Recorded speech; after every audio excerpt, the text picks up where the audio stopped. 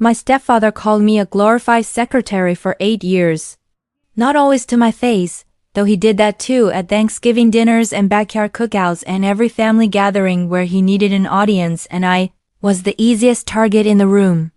Mostly he said it to other people, quietly. The way men like him operate when they want to establish something without being accountable for establishing it. Government desk work, he would tell the neighbors, federal filing mostly. Rachel never quite found her footing after the military. I never corrected him. Not because I couldn't, because I had spent 23 years learning that the most effective intelligence is the kind the other person never knows you have.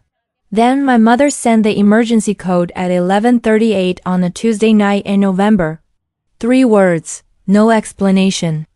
The code we had agreed on when I was 14, and she first understood that the men she chose sometimes required contingency plans. I was at her back door in 11 minutes. Stepfather never heard me arrive. That was the first thing he got wrong about me. It was not the last. Before the story gets darker, like this video, subscribe to the channel, and tell me in the comments what city you are watching from. Because betrayal does not always come from enemies. Sometimes it comes from the person who said they would wait for you. And sometimes they forget who they are dealing with. My name is Lieutenant Colonel Rachel Mercer, United States Army retired. I am 44 years old. I served 23 years in Army intelligence. The last 11 of those in assignments, I am not able to describe in full detail even now. The kind of work that does not appear on public rosters, does not generate press coverage, and does not come with a title you can explain over dinner without watching people's eyes glaze over or sharpen with the wrong kind of curiosity. I grew up in Fayetteville, North Carolina, the only child of a mother named Carol who worked 30 years as a pediatric nurse and who possessed, in equal measure, an extraordinary capacity for love and a recurring tendency to extend that love toward men who did not deserve the extension. My father died when I was 9. Lung cancer, fast and merciless. After that, my mother and I developed what I can only describe as a private operational language, small signals, quiet codes, an understanding between two people who had learned that the world required more preparation than most people admitted. The emergency code was part of that language. She had used it twice before in my lifetime. Once when I was 14 and a boyfriend became something more threatening than a boyfriend. Once when I was 26 and stationed overseas, and she needed me to know, without saying it directly on a monitored line, that something at home required attention. The third time she used it, I was 44 years old and living 40 minutes from her house in Raleigh, and the man she had married 8 years earlier had apparently decided that a Tuesday night in November was an appropriate time to remind her who was in charge. He had no idea what the code meant. He had no idea what I did for 23 years. He had no idea what was about to arrive at his back door. Victor Stamos was 61 years old and had spent his adult life in the particular orbit of a man who had been told he was impressive by enough people to believe it required no maintenance. He had owned a regional insurance brokerage for 20 years, not a large operation, but profitable enough to fund a lifestyle that communicated success without quite achieving it. Good watches, a leased BMW he talked about as though he owned it. Golf club membership at a course 1 tier below the one he told people he belonged to. He married my mother when I was 36 and she was 62, and for the first 2 years he was exactly what he appeared to be, attentive, generous in the performative way of men trying to make an impression, and reliably present at the events where being seen was most useful. The first red flag was small. My mother mentioned, during one of our Sunday calls, that Victor had started keeping her debit card in his wallet. Just for convenience, she said. He handles the bills. I noted it. The second flag came 6 months later when she mentioned, with the careful casualness of someone trying not to alarm anyone, that Victor had suggested she not worry about the investment accounts her first husband had left her. I noted that too. I had been noting things about Victor Stamos for 6 years before the Tuesday in November when everything became something other than notes. The pattern assembled itself across 6 years with the particular patience of someone who understood that control is most effective when the person being controlled does not recognize it as control. Victor began with finances. Small changes, framed as helpfulness, taking over bill payments, consolidating accounts for efficiency, steering my mother away from her financial advisor of 14 years toward a man Victor described as a friend, and I was never able to confirm had any actual credentials. The second layer was social. Victor began managing my mother's calendar in ways she did not initially recognize as management. Dinners with her longtime friends became less frequent. "Carol's tired," he would explain when invitations came. "She's not up for it this week." Her book club, which she had attended for 11 years, quietly fell away. Her sister in Asheville called me once to say she hadn't been able to reach my mother for 3 weeks. The third layer was reputational. Victor began planting the suggestion at family gatherings and neighborhood events that my mother was getting forgetful. "Elaine's not herself lately," he told my cousin at Easter, using my mother's middle name the way people use the wrong name for someone they want to make sound unfamiliar. "The doctors are keeping an eye on things." My mother did not have memory problems. She had a husband who found it useful for people to believe she might. The fourth layer was the one I could not document yet. The one I saw in the way my mother held her shoulders when Victor was in the room. The way she asked permission before making small decisions. The way she laughed at the wrong moments in the high-pitched register of someone managing another person's mood. I had been building a file for 2 years before the Tuesday night call, not dramatically, not with any announcement. The way I built everything, methodically, in silence, in preparation for a moment I hoped would never come and planned for, as though it certainly would. The full picture arrived in 3 pieces over the 72 hours after the emergency code. The first piece was my mother's account of the preceding 8 months, told at her kitchen table the morning after I arrived, while Victor was out and the house was quiet enough to speak honestly in. She described the financial changes with the careful precision of a woman who had been paying close attention even while appearing not to. Accounts moved, statements rerouted to a P.O. box Victor controlled. Her name quietly removed from one investment account she had held since before their marriage. The second piece came from a retired Army colleague named Nate Baskins, who now worked in financial compliance and owed me a favor from a situation in 2014. I am not going to describe in detail. Nate ran Victor's name through the systems available to him and called me back in 4 hours. "Rachel," he said. 2 elder fraud complaints in Wake County, neither prosecuted. Both women settled quietly. The third piece was the property document. My mother's lake house, the one her first husband had bought in 1991. The one where I learned to fish and where my mother still kept his old coffee thermos in the original cabinet, had a transfer form attached to it with Victor's name on the receiving end and my mother's signature at the bottom. My mother had never signed it. I called Susan Delgado, elder law attorney, former prosecutor, the kind of woman who answered her phone on the first ring and did not soften her assessments for the comfort of the person receiving them. "How fast can you move?" she asked. "How fast do you need me to?"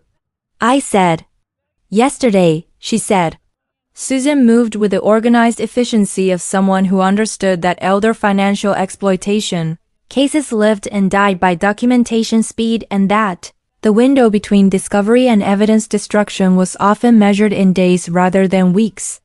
Within 48 hours, she had filed a protective order covering all joint accounts, flagged the property transfer document for forensic signature review with the county recorder's office, and initiated contact with the Adult Protective Services investigator who had received my initial report.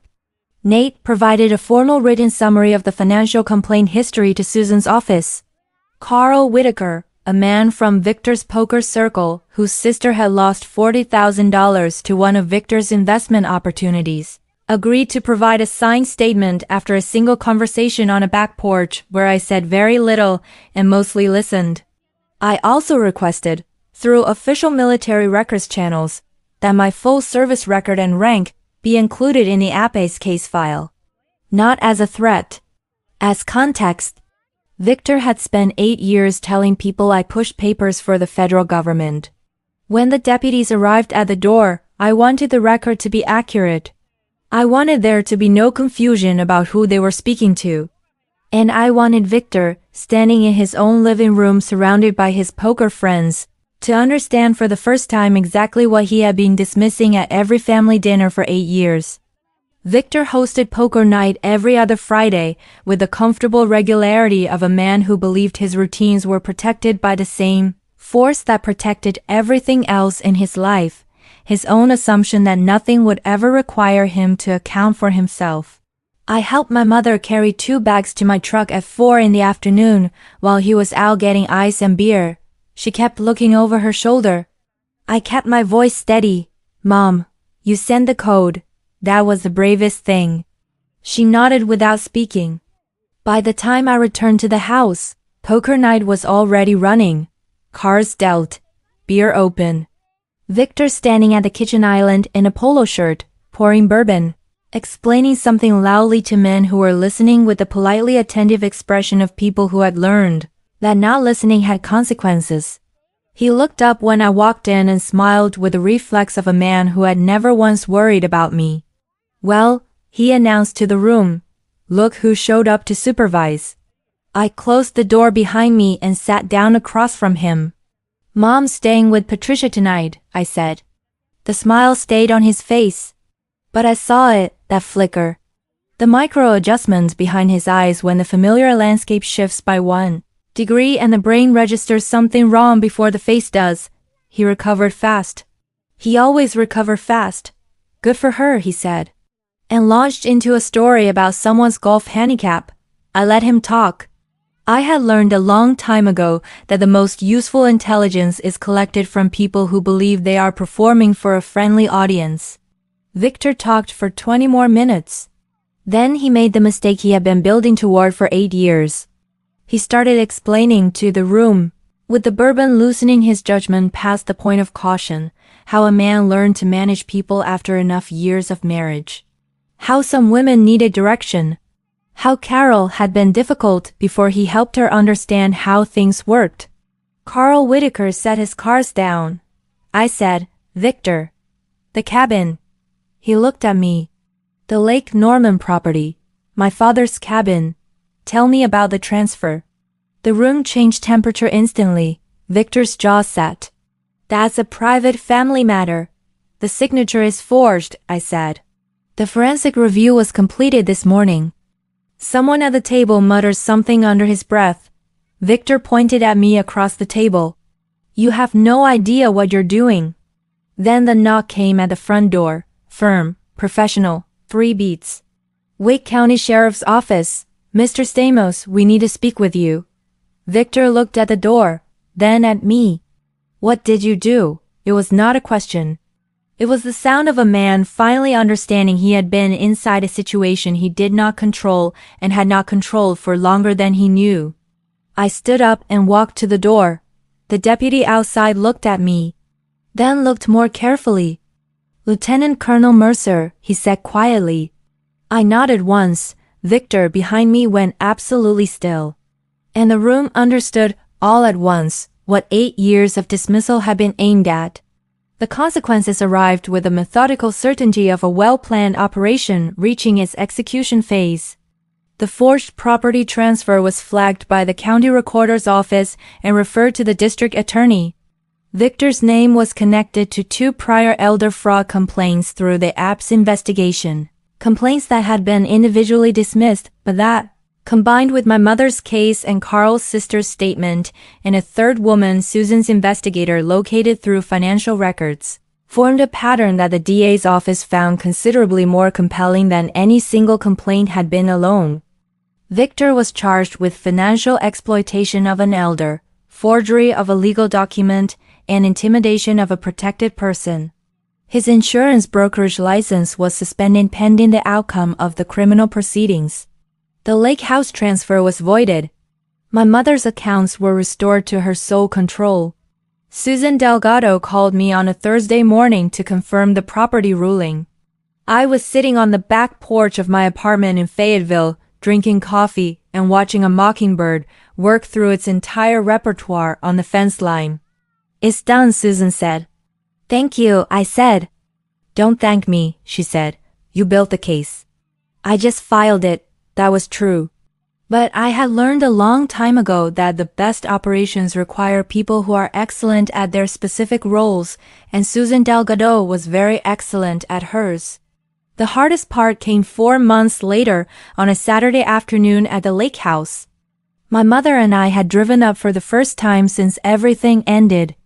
North Carolina October had turned the trees along the shoreline gold and deep red, and the air carried the specific smell of damp wood and approaching winter that I associated, inextricably, with being small and safe and belonging somewhere completely.